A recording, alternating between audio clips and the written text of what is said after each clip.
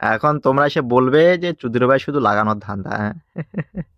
এই, এই, এই, এই, এই, আমাদেরকে এসে লাগানোর ধান্দা রে, হ্যাঁ? এই যে দেখ, এই দেখ চুদির ভাই দেখেছিস, হ্যাঁ? আমাদেরকে এসেই বলতেছে যে ভাই আমাকে একটু সেবা দাও, সেবা, সেবা, হ্যাঁ? হ্যাঁ, আমরা কি করব? আমাদের দোষ আছে? ওই যে একটা কথায় আছে না যে অল্প বয়সে যদি চুল উঠে তাহলে শুধু চুল কাটার জন্য দৌড়ে বেড়াই, হ্যাঁ? ওই যে ফুরুক, ফুরুক করে লাফ পারে বলে, হ্যাঁ? আমি তো আর বললাম না, হ্যাঁ? তো এখন যদি আমি বলি তাহলে কবে যে ভাই তুমি এ কথা বলছো, হ্যাঁ? দেখেছো, হ্যাঁ?